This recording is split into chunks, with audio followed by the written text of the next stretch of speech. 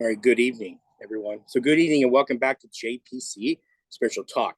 It's Jared Campbell. So this evening, we're going to focus on the critical situation in Kursk region, Ukrainian advances and strategic miscalculations. I'm going to share the screen over, all right? So we have a visual, and then I'm going to get right into the introduction. I'm going to get right into the key points.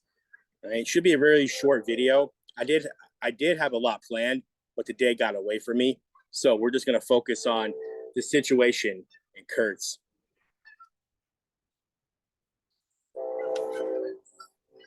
All right. Hopefully it translates for me. All right. So the situation in Kursk is critical. Ukrainian lightning advances continues. Kiev prepares 3 brigades for the second wave of attack. Kursk in state of emergency. Ukraine evacuates 6,000 people from Sumy. So the Kursk region of Russia has become a focal point of intense conflict as Ukrainian forces have made significant inroads, advancing 20 to 25 kilometers into Russian territory and occupying several settlements. Ukrainian brigades are on standby at Sumy, prompting the evacuation of around 6,000 civilians from 23 regions. With Russian defenses concentrated on Korenevo, the fierce fighting in Sunja, the Ukrainian objective appears to be establishing a security zone on the border and potentially withdrawing Russian forces from Kharkiv. A state of emergency has been declared in Kursk, and the capture of a natural gas metering station in Sunja by Ukrainian forces has further complicated the situation by affecting the flow of Russian gas to Europe. Despite these developments, Ukraine's incursion into Kursk has been widely criticized as a strategic blunder. The relatively small size of the initial force and the subsequent reinforcements is considered insignificant for a successful offensive. Critics highlight the impracticality of Ukraine's strategy, given Russia's substantial military reserves. Talk more about that in a minute, which could be mobilized without disrupting ongoing operations. Historical precedents of failed invasions into Russia underscores the likelihood of Ukraine's efforts falling short, with some suggesting that Russia would take extreme measures before conceding any territory. Beautiful. All right. So we talked about the situation in the Kursk region, right? So here are some key points. Ukrainian advance. Ukrainian forces have advanced 20 to 25 kilometers into the Kursk region, occupying numerous settlements. Around 1,000 Ukrainian soldiers are involved in the attack. Ukrainian brigades in Sumy are prepared for further attacks. Ukrainian forces aim to create a security zone, potentially push Russian forces from Kharkiv. Russian forces are defending Korenevo and experiencing fierce fighting in Sunja. The Russian Air Force and artillery are actively engaging Ukrainian forces.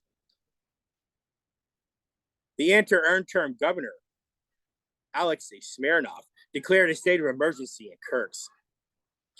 Ukraine ordered the evacuation of around 6,000 civilians from the Sumy regions. Russian reports indicate Ukrainian shelling of civilian targets in Kursk. Ukrainian forces have captured a gas metering station in Sunja, affecting gas transit to Europe. Despite the conflict, natural gas flow from Russia to Europe through Ukraine continues at reduced volumes. Even Ukraine's recent incursion into Russia's Kursk region has been criticized as a strategic error. The small size of the initial Ukrainian force is subsequent reinforcements are deemed inefficient for a successful offensive. The criticism highlights the impracticality of Ukraine's strategy, given Russia's substantial military reserves. Talked about that already, which could be mobilized without affecting ongoing operations. Historical references to past failed invasions of Russia suggest Ukraine's efforts are unlikely to succeed, with some asserting that Russia would resort to extreme measures before conceding any territory. The Russians will not be afraid to nuke even their own territory.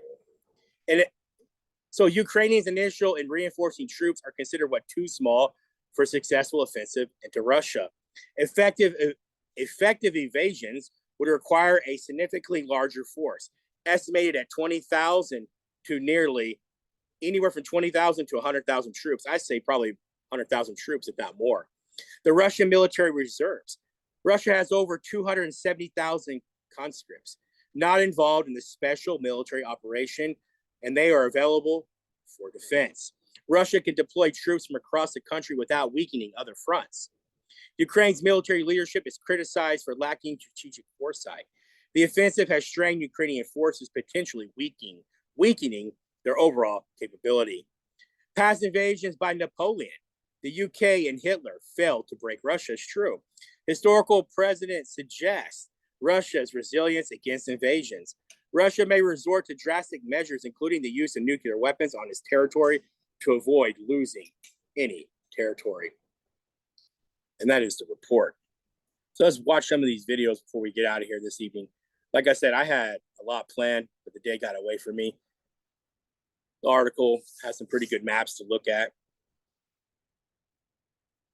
All right.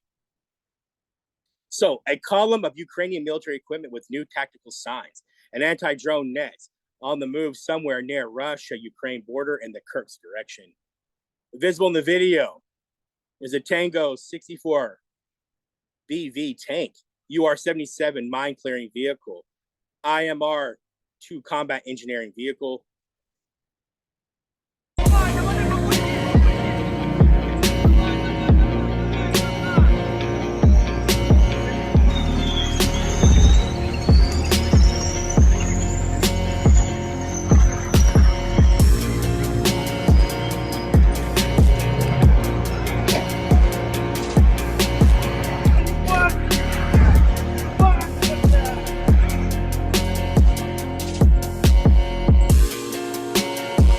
Богом, пацаны!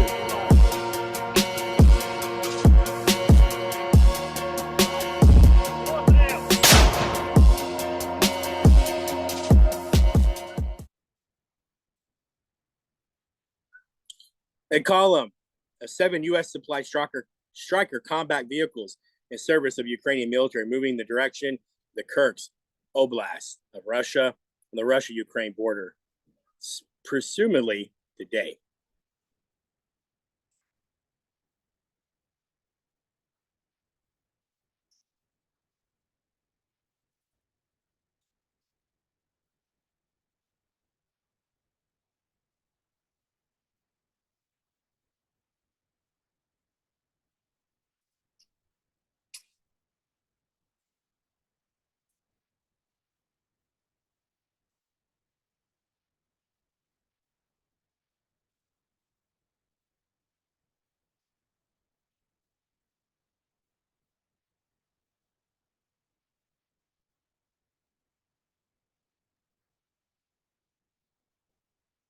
The moment of surrender of Russian soldiers in the Kursk region.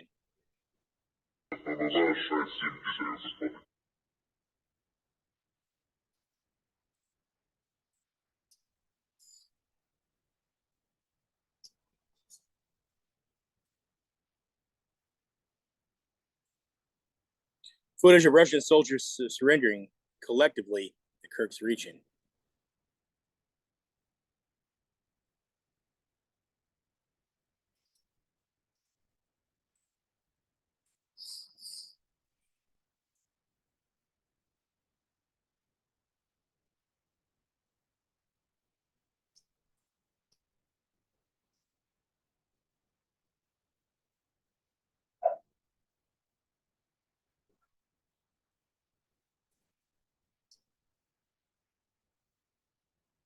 Well, you know how my brain works.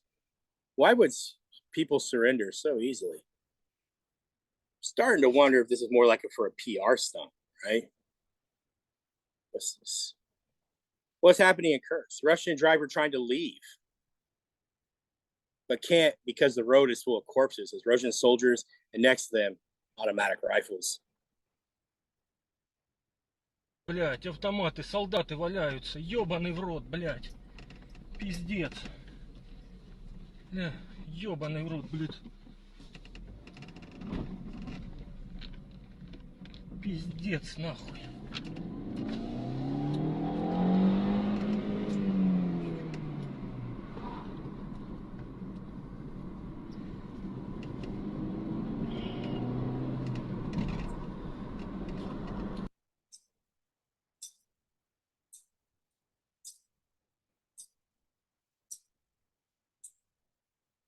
Complete footage of Ukrainian FPV drone strike to Russian Mi-28 helicopter in the Kursk region.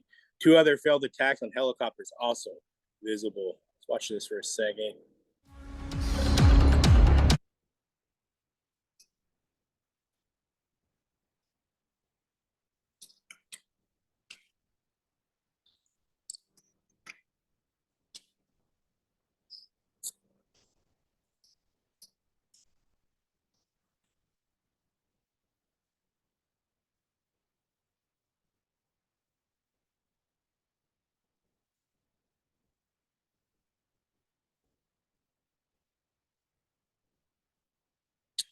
All right. So I'm going to go ahead and get off here this evening. We'll do more tomorrow. It's probably one of the quickest videos I've ever done. But they got away from me. I wanted to just give you guys a quick update on what's happening there in Ukraine, on the border of Ukraine and Russia. Right, it's a very quick report. Some of the best information I've gotten so far today. So I think that gives you a pretty good update. Saw a few videos. We'll do more tomorrow.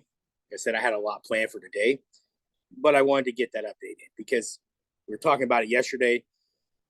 And yesterday was that they had stopped an original attack, right? But it's gotten a lot worse today. And so how far it will go, I don't think any of us really know, right? But they're not sending enough troops, though, right? A little over 1,000 is not enough, right? They have to send more, a lot more. So we'll see how all this plays out. We'll stay on it. I love you all so much. Thank you for following, right? Remember, my reports are like basic reports. They're just objective observations, facts of sources, right? My information is never personal, right? If some of you find my channel and you think what I'm saying is personal, it's not as objective, right? I stay objective to the sources, right?